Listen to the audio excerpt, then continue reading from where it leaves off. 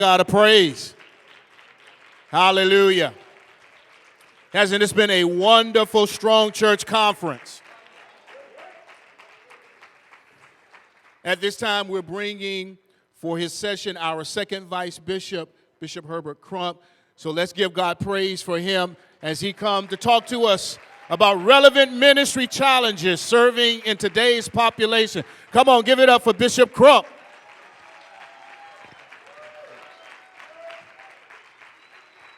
Great morning, Mount Calvary. We are excited to be here this morning. You can be seated, and we are excited not only for those of you that are sitting in this wonderful, elaborate ballroom, but for each and every one of our online conference participants. We're grateful for them being a part of this wonderful, historic moment in the life of our beloved Calvary.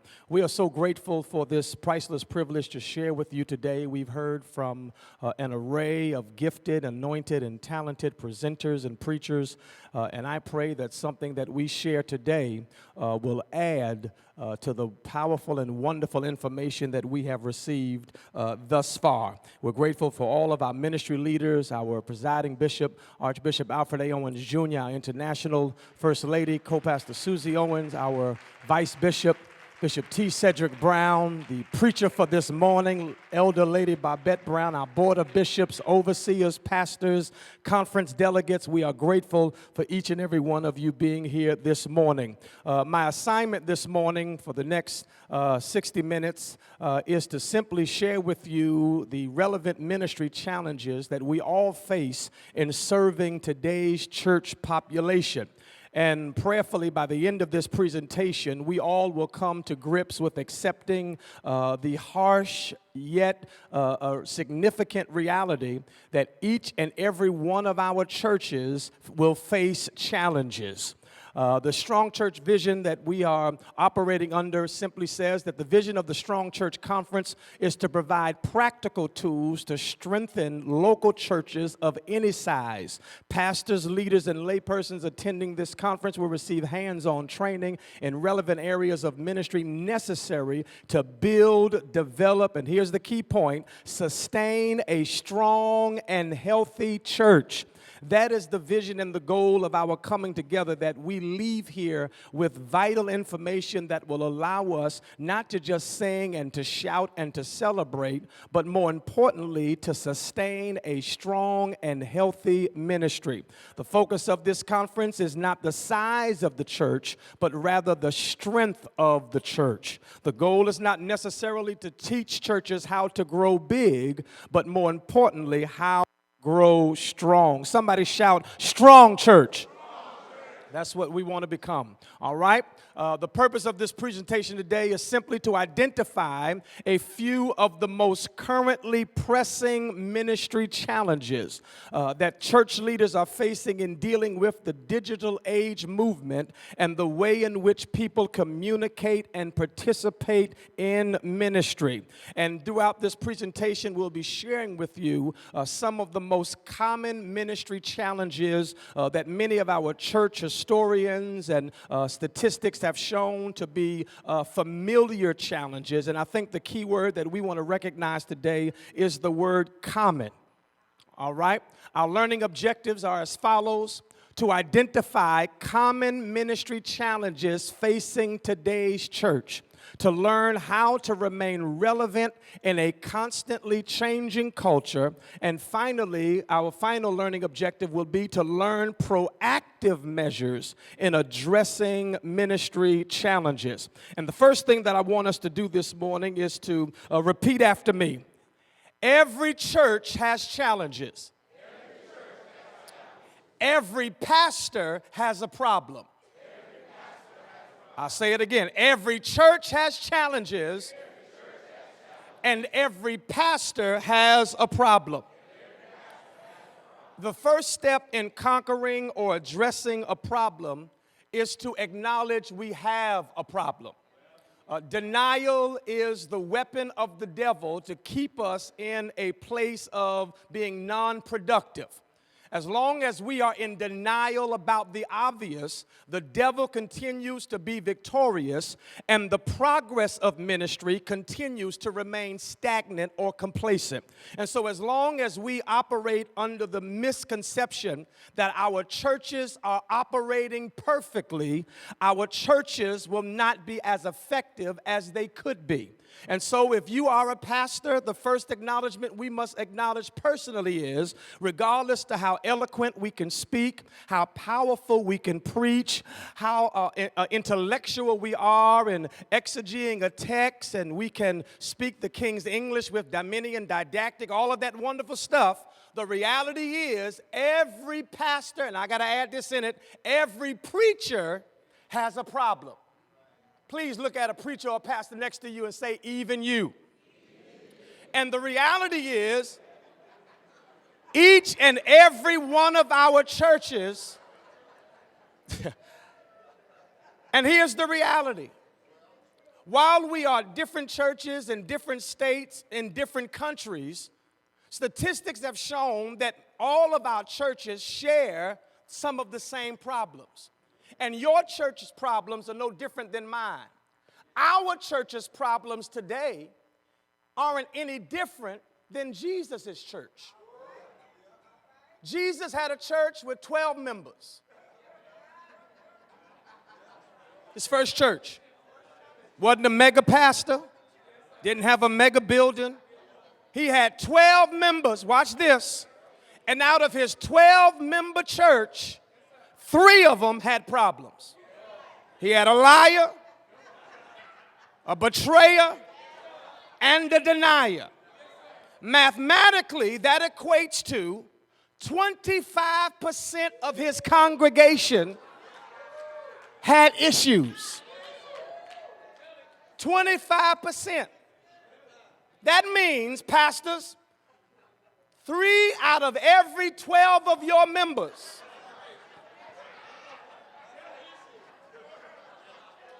got issues. And if that doesn't discourage you enough, the other 9 congregants were sporadic in their attendance. When ministry got tough, the word says they scattered. That means, in New Millennium language, that means they stopped coming. Oh, pastor not preaching today? I ain't going. I'm not leading a song this morning. I'm not going.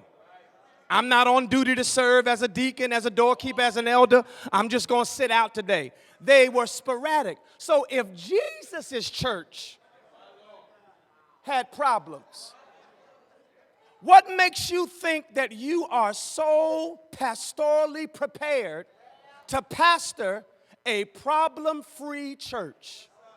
And so the reality is we have to expect problems. Why? Because we're all human. Doesn't matter how many tongues we can speak in, we're all human. There are moments when pastors don't want to preach, and then there are moments when preachers don't want to pastor.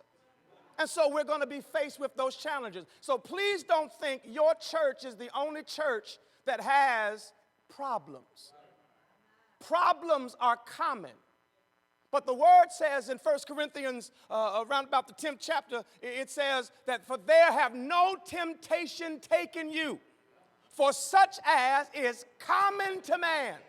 But God is faithful, who will not suffer you to be tempted above that you are able, but will with those problem people make a way for you. The word there in the Greek is escape, but it means to prosper, to succeed, to prevail. That means even with your problemed congregation, your church has been divinely designed to stand and to prosper.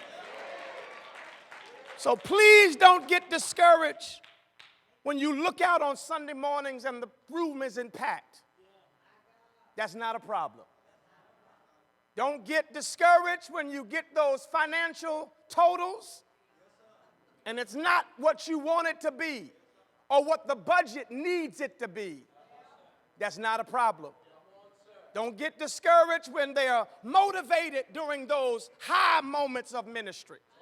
In most of our churches, people get excited during church anniversary, homecoming, revival, Easter, church anniversary, and then their excitement sort of fades out. And it's nothing more emotionally discouraging than on church anniversary Sunday, you got to find chairs and overflow rooms are needed. And the Sunday thereafter, you asking everybody, can y'all move up from? And then we want to get a little spiritual because, you know, the fire is near the front. No, it's just not enough people in the front. But that's not a problem. Why? Because every church has challenges. Every pastor and preacher has a problem. All right? And then not only that, we will also learn, as I stated earlier, how to remain relevant in a changing culture. How to remain relevant in a changing culture. And that is a key component because if we do not remain relevant, we will become obsolete. Not the product of the church.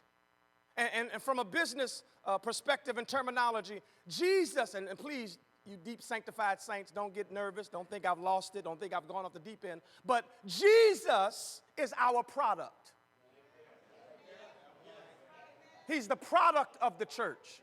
That's what we promote. That's what we offer. That's who we represent. He's the brand of who we are. And so we have a perpetual product.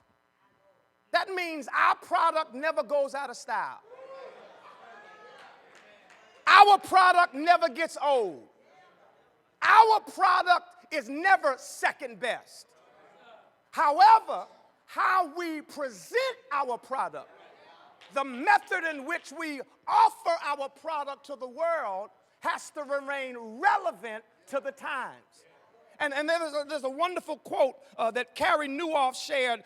He wrote so many articles and books. One of the articles that I enjoyed was one that said, he wrote 10 reasons that even committed church attenders are attending less often. But he said, too many church leaders are perfectly equipped to reach a world that no longer exists. Perfectly equipped, trained, educated, but to reach a world that no longer exists. And so the question is, do we continue to try to operate in our antiquated methods, but expecting modern day results?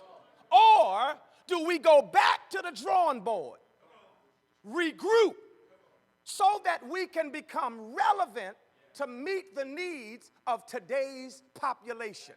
All right? And then finally, not only are we going to share and talk about and illuminate the what of our challenges, but prayerfully we'll leave here with some necessary tools to help us address how to confront the challenges of the church that we're facing on today. All right? Through all of our statistical research, the books that we've read, whether it was The Unstuck Church, The Autopsy of the Deceased Church, so many other books and articles that were read, they all sort of combined themselves in three categories that reveal three common challenges that many, if not all, of our churches are facing. The first challenge that we're facing is people showing up. Any pastor not too proud to admit there are times when folk just don't show up? You have a problem with a decline in attendance? That's a common problem. All right? The other problem that we realized were not only people showing up, but people stepping up. We always have the faithful few doing everything. You can count on the faithful few. The concept of multitasking did not originate in corporate America.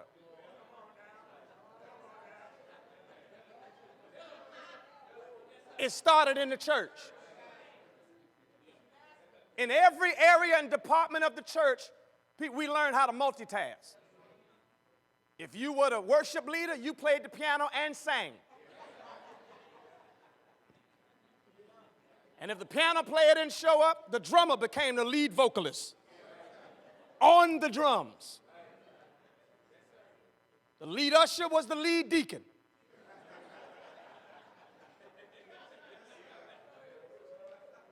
And the part-time janitor. The doorkeeper was the hospitality worker. They handed out programs and got the preacher water. We multitasked. And the pastor did everything. Everything. We opened up, locked up, cleaned up, prayed you up, preached you up. Sometimes we drove the bus, picked you up. Multitasking. Why?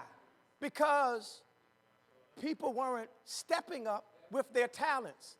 And the question that we have to ask and consider today is, was it the cause of the problem in the pew? Or was it because of the problem coming from the pulpit? Did we create an environment that motivated people to serve? Or did we have such a high standard of being sanctified that they had to sort of work their way up to and measure up before they were even able to stand at a door and welcome people into the sanctuary? And so we dealt with the problem of stepping up. And then finally, the final common challenge from our research showed that every church not only has a problem with people showing up, people stepping up, but people sowing up. Statistics have shown that giving to religious institutions have declined. Watch this. However, giving to charitable organizations have increased. So people are motivated to give to United Way, but they struggle in their giving to the church. United Way's not praying for them. United Way's not visiting them in the hospital. United Way's not sitting there counseling with them and comforting them during their time of grief or bereavement. But yet they are more motivated to give to United Way and other charitable organizations, the Red Cross, than they are in giving to the church. And the question is, why? I love United Way, support Red Cross, support many other nonprofit organizations. But my question is, how and why are you more motivated to give to them than you are to the place that married you, eulogized you, provided for your children, spoke to your soul's salvation? And we got to be honest this afternoon, this morning, and answer the question, what are we doing with their money? See, people don't mind giving when they see where their seed is going. Because every church that I grew up in had the infamous, you know it, oh, for the building fund. We're going to fund the building. And we've been funding the same non-built building for 20 years. And not even motivated or smart enough to at least fix up the building you in as an indication of what the new building is going to look like. Change the carpet. Change the paint on the wall. Buy some new fans. We still got baby Jesus on the fans. He's grown up now. Ain't a baby no more. And so we got to be honest with the fact that people are not showing up, they're not stepping up, and they're not sowing up. All right? Church attendance, dealing with showing up. Church attendance, according to both Barna Group and Pew Research polls, indicate that church attendance in America has been on a constant and consistent decline. That simply means that in every age group, it's not just millennials. Oftentimes we beat up on the millennials. But the reality is boomers. The statistical number for boomers attending church has declined as well. In every generation, there's been a decline in church attendance. All right? From a latest research poll, millennials, 28% of young Americans between the ages of 23 through 37 attend church. 43% of Generation X attends church, and only 52% of boomers attend church. All right? And in this research, they have categorized 3 areas of those that attend church. We have the churched, we would call them the sanctified folk. Those are the ones that are very active. They have attended a church service in the past 7 days. That means in the past week, the very sanctified churchgoers, they've attended at least one church service in the past 7 days. You're the church. All right? Then they had the unchurched. Those are the non-active members. They have not attended a church service in the past 6 months, excluding weddings and funerals. We don't consider a wedding or a funeral a worship gathering, not a church service. Now, we preach at funerals like it's revival. But that's another whole topic, another discussion, another way. I just want to encourage, do a side note here. Preachers, if you're doing a eulogy, y'all already know what I'm going to say. Be considerate of the family. They're grieving. Their hearts are heavy. We've already had 10 reflections from people that went over their 3 minutes. We had 3 late additions and 1 unexpected speaker who just put themselves on the program, and the family too nervous to stop them because they really don't go to church. They part of that unchurched crowd. And then we get up with our best revival horse. Every preacher got a horse sermon. That's their horse. They keep it right there. And you know the eulogy is about to go left when the preacher rubs his head while simultaneously saying, and at that moment, it ain't about dear mama. It's about I'm going to kill the rest of y'all in here today. Oh, y'all going to get all this sermon today. So just be kind to the family. Be kind to the family. Then you have, as I stated, the de-churched. Those are those that are formerly either were very or somewhat or minimally active in the church, but have not attended a church service in the past 6 months, excluding weddings and funerals. And so we have to accept the harsh reality that people are not coming to church today, physically speaking, as often as they used to come. And because of that, we have to then acknowledge and implement measures that will reach them where they are and not demonize them for coming to where we are. All right? And that's one of the challenges that we face. We want to get upset with people who are not coming to church. We demonize them. And the confusion is we've incorporated technology with live stream, Facebook Live. Others are utilizing their personal phones to show the services. And we demonize them for utilizing the very mechanism that we set up. Can't believe you staying home to watch TV on church. And we get deep and go to Hebrews again. Forsake not the assembling of yourself together. We ought to encourage one another, knowing that the time is at hand. How can we encourage you if we don't see you? But that text said, forsake not the assembling of yourselves together. Are they only assembled in the sanctuary? Or can they make a sanctuary wherever they're assembled? I'll ask it again.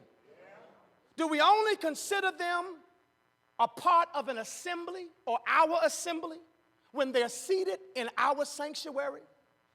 Or in fact, wherever they assemble themselves, can they make that a sanctuary? Or is the fact that our ego and emotion can't handle seeing empty seats. And because the seats aren't filled, we assume their souls aren't filled. And I'm not saying don't come to church. We want to see you. We want to fellowship with you. We want to engage with you. We love that physical contact.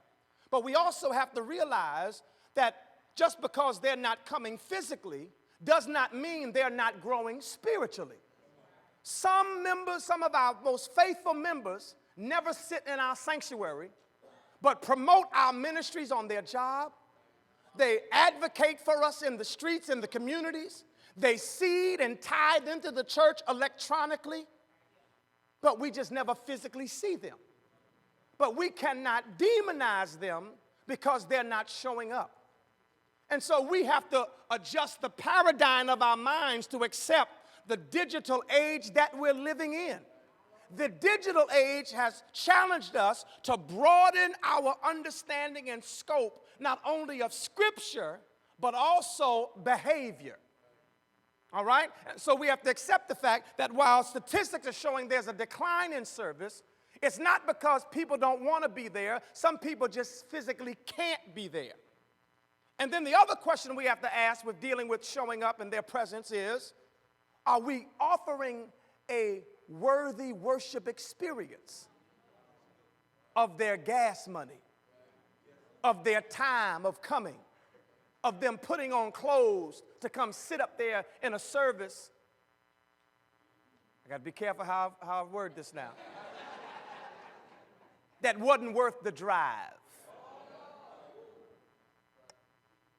And so we have to take some responsibility for the decline in attendance. And so when we deal with showing up, it deals with the reality that there are some people that are not going to come, number one, because they can't, and others are perhaps not coming because we don't give them a good reason to.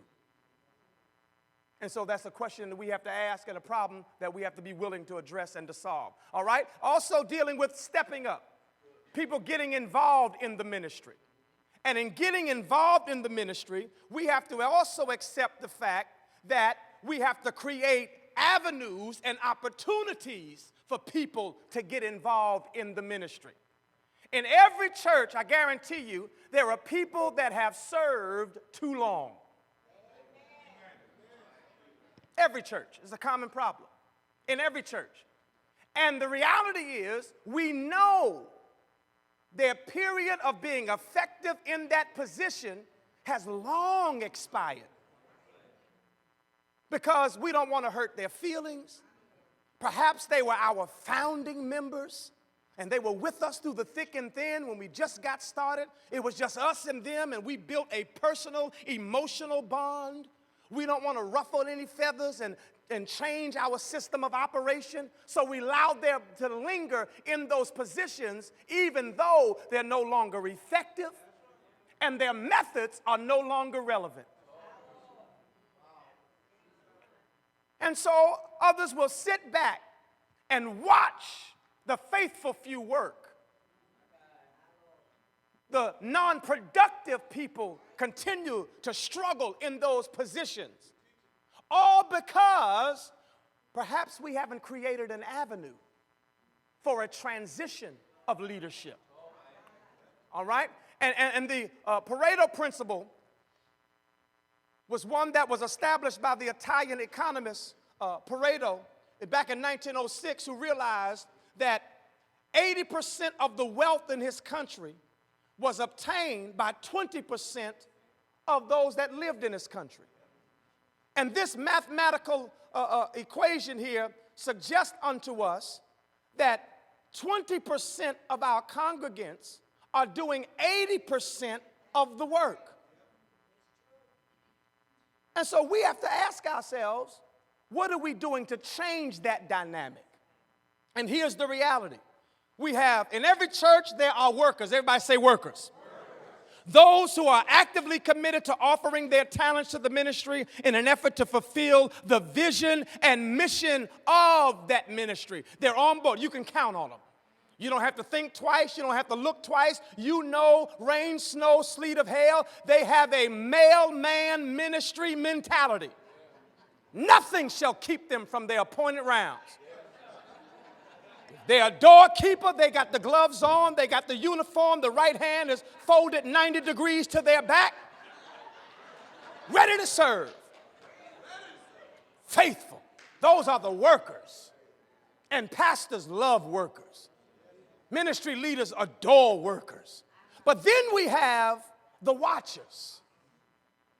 And those who are faithfully attend our worship experience while choosing not to offer their talents to support the continued success of the ministry.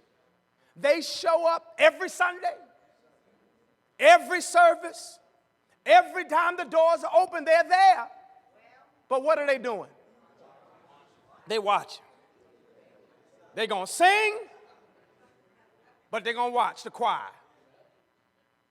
They're going to celebrate the new paint on the wall, but they're going to watch who paid for it and who put it on. They're going to watch. Oh, we got good watchers. They're quick to applaud when the pastor said, we want to thank the deacon board for coming out this Saturday. They cut the grass and they trimmed the bushes and they cleaned off the pews and dusted off this and that. Praise the Lord. Oh, they celebrate you, but they watch. Then there's another category called the wishers. These are those who faithfully attend, they enjoy the worship service, they choose not to offer their talents, yet they constantly desire the ministry to do more. Pastor, I love this choir. Woo! I want them to sing every Sunday. Every Sunday. That they always offer suggestions and ideas of what more we can do, but yet they're watching, they're not working, but they always come up with bright ministry ideas. Pastor, why aren't we doing this?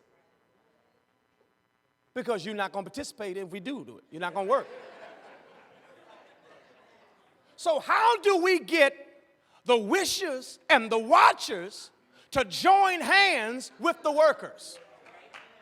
How do we get them to be motivated, not to just sit, offer suggestions, but also to work while it's day? Well, the answer is simple, yet significant. We've got to put them to work. We've got to be motivated to reach them where they are, find out their gift and their talent, and grab them and walk them to that department ministry leader and say, here's your new worker. We got to motivate them, create that space for them to work. We've got to be willing to shift leadership. Many of us operate under the marathon ministry mentality, where the one that starts it has to continue to do it until the Lord calls them home. Why is your youth ministry leader 60? Why?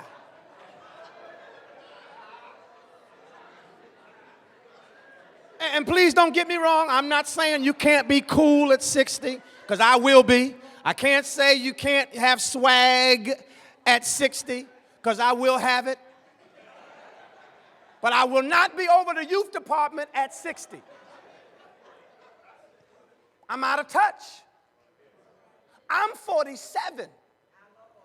And I'm out of touch with my 17-year-old daughter. Everything I do is wrong. If she saw me today, she'd be like, mm-mm. And I thought this shirt was cool when I put it on. I'm like, that's hot. That's nice. I'm going to wear my blue shoes with that and my blue belt. I'm just going to set that off. She would have been like, Dad, come on now. That people don't do that no more. I had on my Adidas sweatsuit the other day. I was so sharp. I had the jacket and the pants on at the same time. All my stripes was just coordinated down the side. And she was like, Dad, where are you going with the whole suit on? So we argued for 10 minutes over whether or not it was fashionably acceptable to wear the jacket and the pants at the same time. I'm like, they came together. It was a set. It was on the mannequin.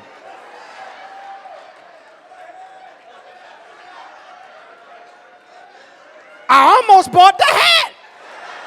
It was a three-piece outfit, but she just couldn't. We can't relate. Any parents know what I'm talking about? Nothing you do can relate. Nothing. Nothing you cook is cool. Nothing you wear is cool. No music you listen to is cool. How you drive is old. Everything is outdated. Everything. And so, watch this.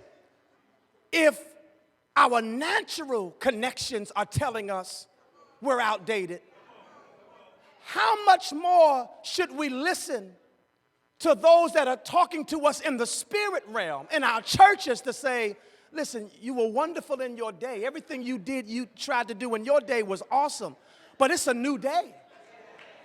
And we have to connect people that are relevant to this time to minister to the generation of this time. All right? And that aspect not only applies to the pew, but to the pulpit. In the technological age that we live in, I grew up, I'm a part of Generation X. I grew up with the baby boomers and grew up in a generation that when my father and other preachers got up to preach, the favorite quote was, turn with me to Psalm 100.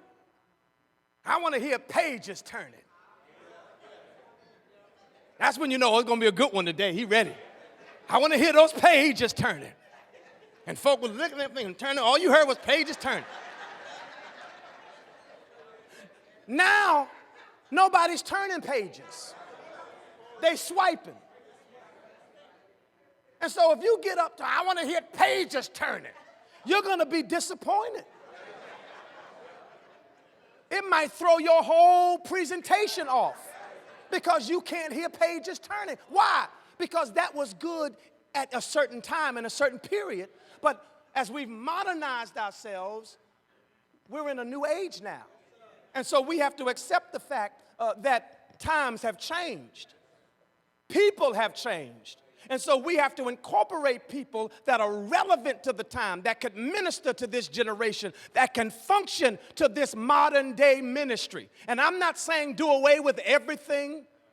Oh, no, we got to hold on to the foundation, stand on the foundation, but we have to build on the foundation. Because here's the reality. Here's the reality that most baby boomers don't want us to realize. That before they became boomers, they were booming too. They were the young radicals. They were the advocates for change. But then as they transitioned to the boomer stage, naturally, they became settled and more reflective of where they were and what they're accustomed to and what they're used to. And so now the next generation is the one that's radical for change. And the same way they had to push the boomers ahead of them, we have to push the boomers that we are ahead of. And it's a perpetual process. But we have to accept the fact that everything's not going to remain the way we were accustomed to doing things perpetually. All right? And so that may be the reason why people are not motivated to work and serve in our local churches. Either we haven't created a pathway for their participation, or we are not willing to change our processes and our patterns of operation to meet their modern day methods of serving and relating to this current generation. All right?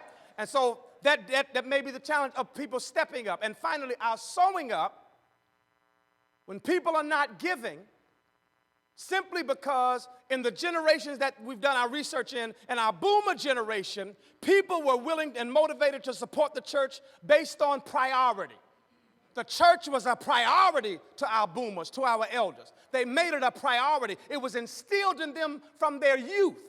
You going to church. The boomers generation grew up under this mandate. I don't care what time you get in Saturday night. You going to church. I don't care how red your eyes are, how bad your head is hurting. You going to church. And it wasn't an option. The boomers didn't grow up with a parental option. So we have to understand them. They didn't grow up with the option of, do you want to go to church this Sunday? How you feel about it? No. Mama walked through the house after she put on Mahalia Jackson. Had Shirley, I grew up, Shirley Caesar playing. Church mute, James Cleveland. Huh? Peace. Shh. I had chest pains all over my body. Y'all don't know nothing about that on Sunday morning. You knew we were going to church this morning. Mama didn't cook on Sunday. They did all that Saturday. You wasn't ironing no clothes on Sunday. We did all that Saturday. You wasn't going out to play. You had your church clothes on. We did all that Saturday. Why? It was a priority. Giving was a priority. When the preacher stood up and said we need everybody to give $10, everybody gave $10. Why? Because the preacher said so. Pastor said. I got to be there Thursday night. Pastor said I'm serving Thursday. Pastor said I'm the deacon Saturday night. It was a priority. Generation X and millennials don't give to the church that way. That's not their mentality. Boomers and elders give off a priority.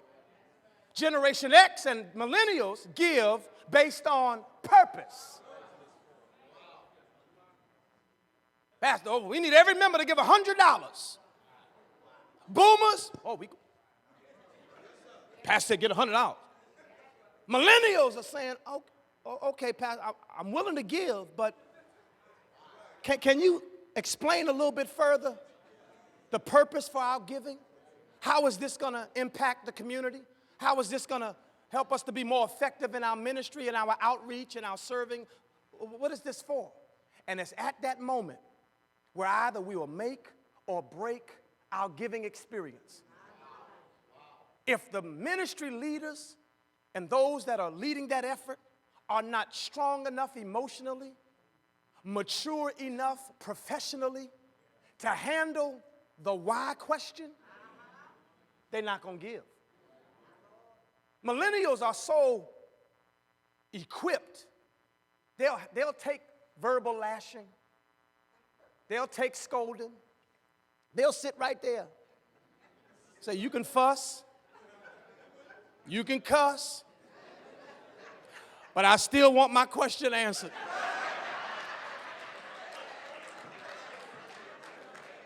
And you want to know why they're giving to Red Cross? Because Red Cross says, when you give to us, we help with disaster relief.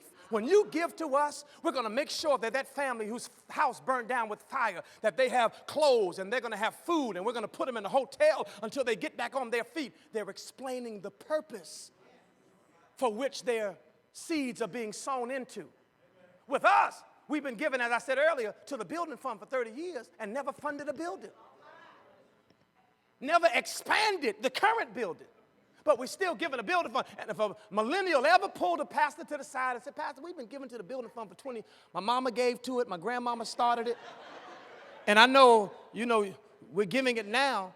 But I just want to ask, do we have any blueprints? When I pulled up to the church, I didn't see any stakes in the ground marking off the new foundation for the new building. Just want to know where we are in our building stage. That ain't the time to get deep. Touch not my anointing.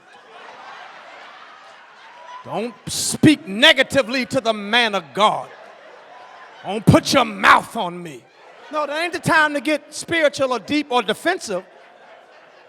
That's a teaching moment to explain to the millennial where their seed is going. People don't mind giving when they see where their seed is going. When we first started our ministry, we started off with 20 metal folding chairs that we bought from Office Depot. They came 2 in a pack. We bought 10 packs. We had those chairs, and I said, when people came, we had 38 people show up at our first service. Oh, we had packed house. I like to say our first service was standing room only. Oh, they were standing. They had 20 people sitting down and over 18 standing. Oh, it was standing room. It was wonderful. Wonderful experience. Wasn't nothing more exciting on the first Sunday to see 38 people. And I have to say, men, I'm going to need y'all to give up y'all seats. Let the ladies sit down. We got women standing. I need them to get these seats in the front. Oh, that was just a wonderful feeling. Lord have mercy. But I said, saints, we're growing. Next week, we want to have seats for everybody. The seats are $38, 2 in the pack. We need 10 people to give $38 so we can buy 20 more seats. When they gave their $38, I came back the next Sunday with 18 more seats. Watch this, and the invoice.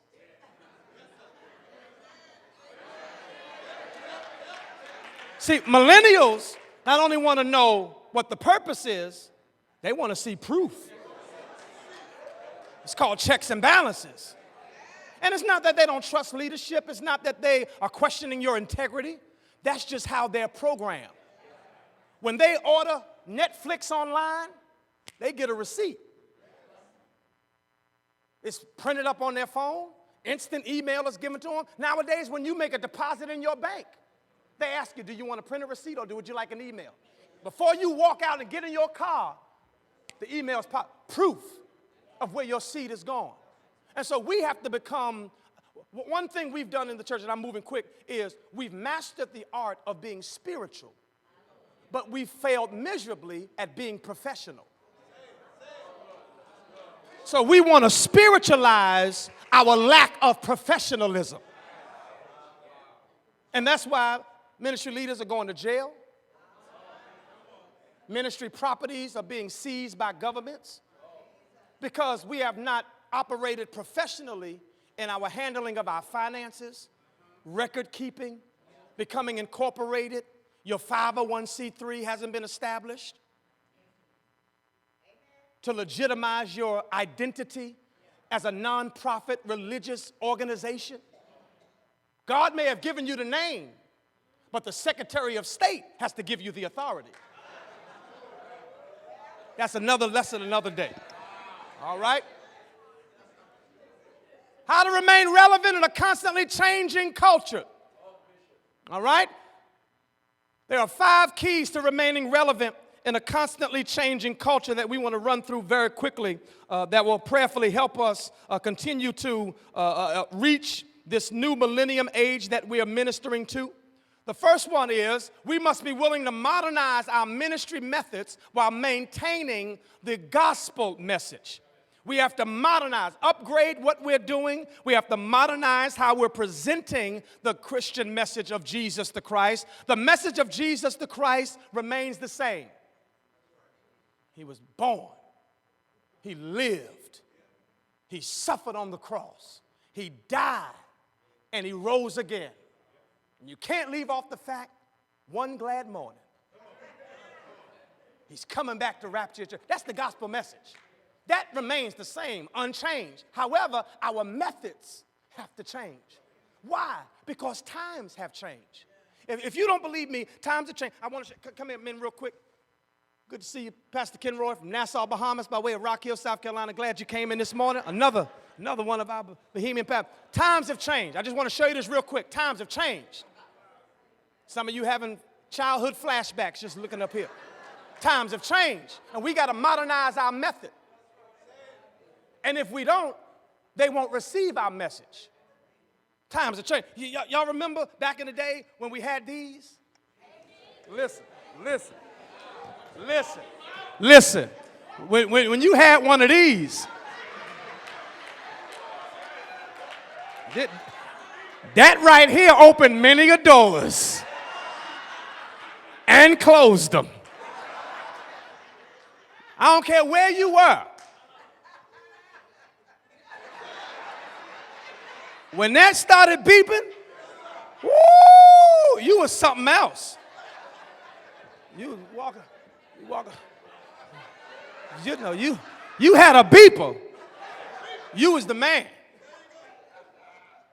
But while as relevant as this was for a period of time, Time changed. Time moved on. And while the beeper was revolutionary in its day, it was limiting. Because when the beep beeped, you had to stop what you were doing, find a payphone, hope you had a pocket full of dimes to reach who you were. Then technology kicked in. Said, you know what? We're not going to have you stop what you're doing just to answer a beep page. Got the pager. Y'all remember the two-way?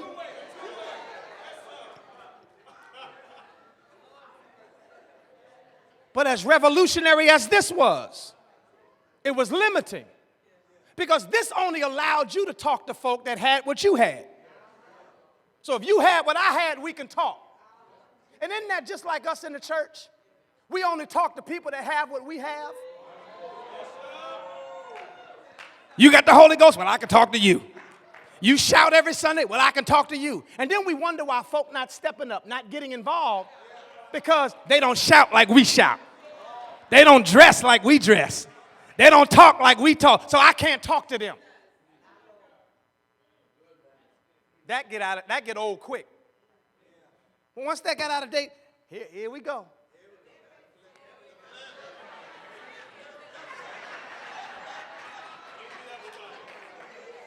Listen here. Ain't nothing more exciting to a woman than to see a brother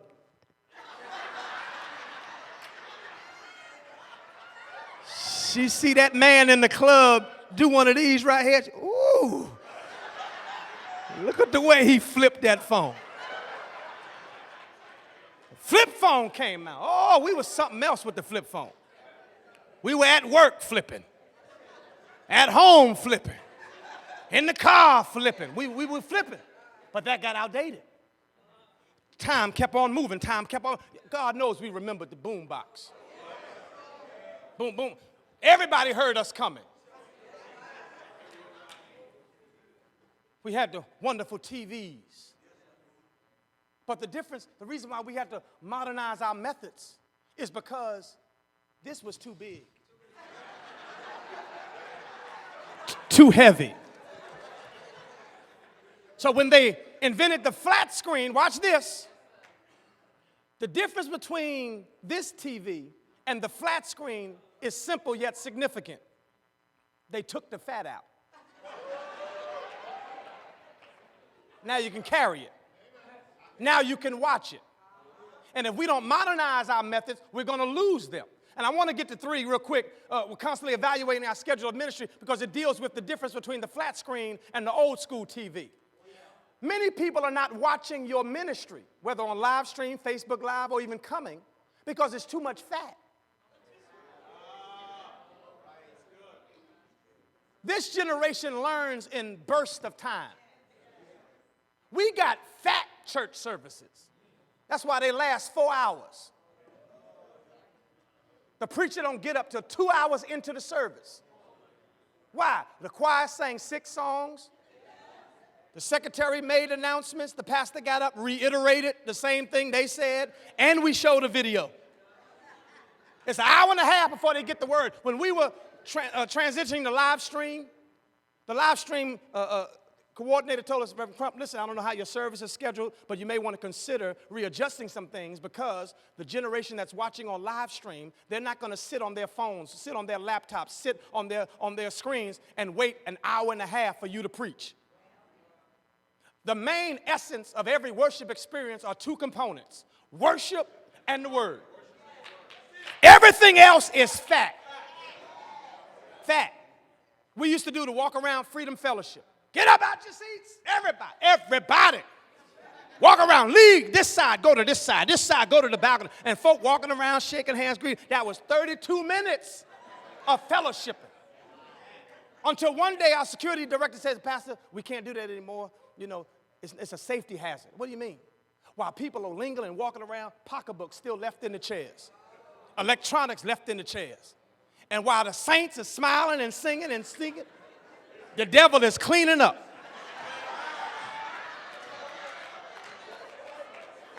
But that's another story, another day. All right, got to hurry up here. And so we got to be willing to modernize our methods of ministry. We got to be willing to constantly evaluate our schedule of services. We love to hear the choir sing, but I guarantee you they'll appreciate it if you tell them, just do 2 songs this Sunday. In our worship experience, I'm up preaching within the first 30 minutes of our services. Why? We start off with worship. They minister, about 15 minutes of worship. Our elder comes up, acknowledges our newcomers. Right after that, I get up to preach. I don't need no warm-up song to set the atmosphere. If the atmosphere ain't set from 15 minutes of worship, of intense, true worship, it ain't never going to be set with one more song. I don't need that to draw in our minds. So you got to be mature enough to look at your service and reduce the fat. That this was an old rave radio.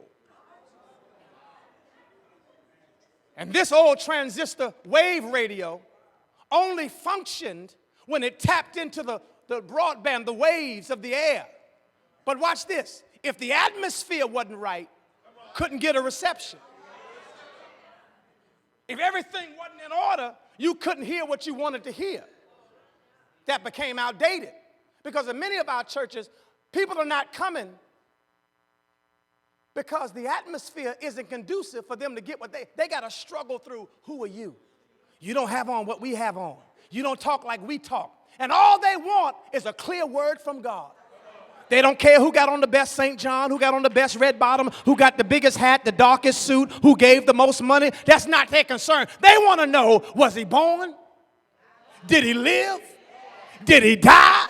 Did he get up again? And is he coming back for somebody that's messed up like me? They want the word.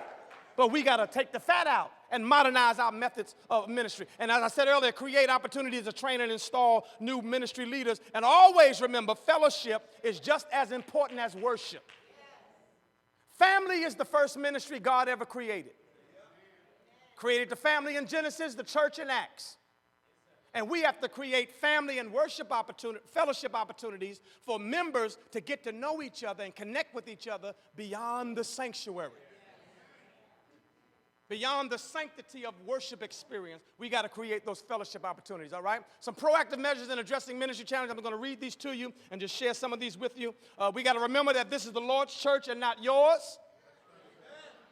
One practice, and this is just me personally, one thing I've forced myself never to do is to say my church. Freedom Temple isn't my church.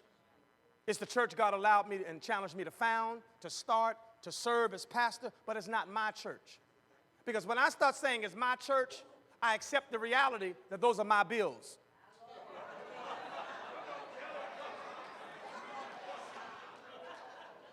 And the way my savings runs into my checking.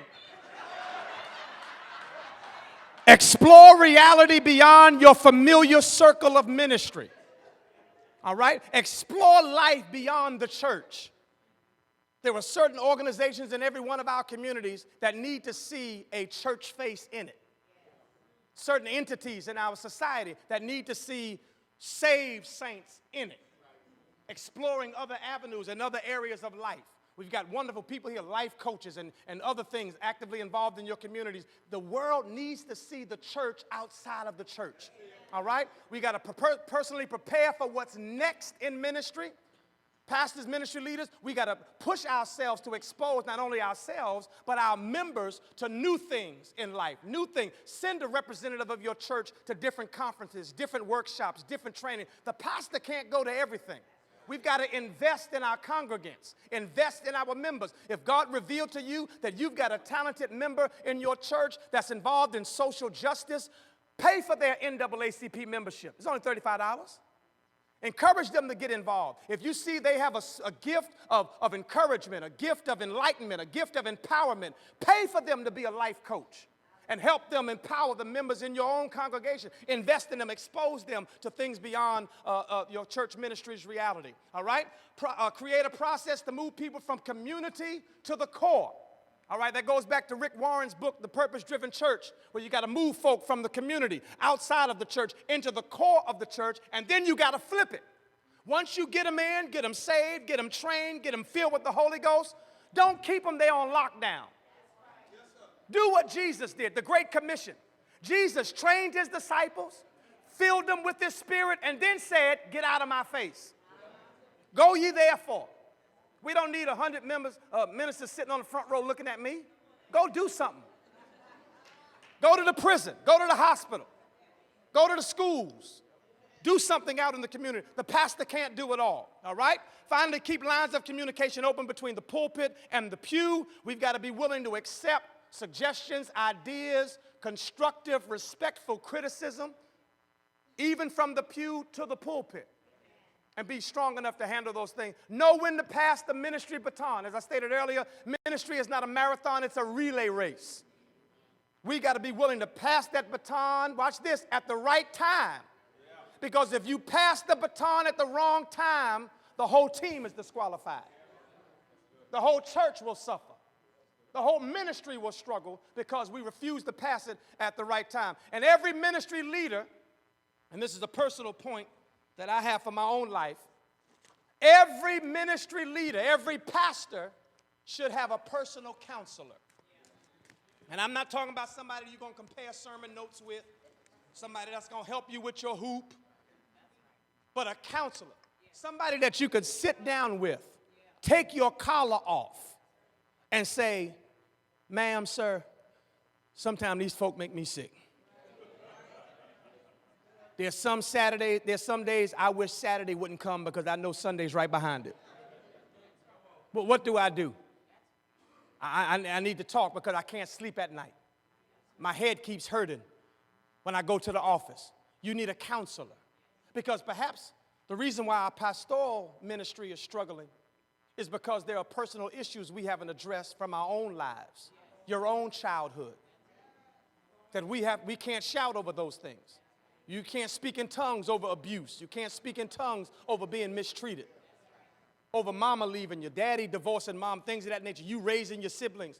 There's sometimes you need to talk that thing out, not with your password.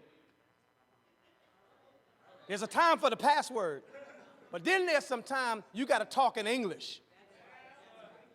See, every time I go to family reunion, I want to cut somebody. I'm having problems in my marriage relating and being affectionate because when I was 10, I was nervous when the lights went off. We got to talk about those things so that God can effectively use us in ministry. My final challenge to each and every one of us, as God has placed us in this wonderful, wonderful, beloved aggregation called Calvary, is that we continue to accept the reality.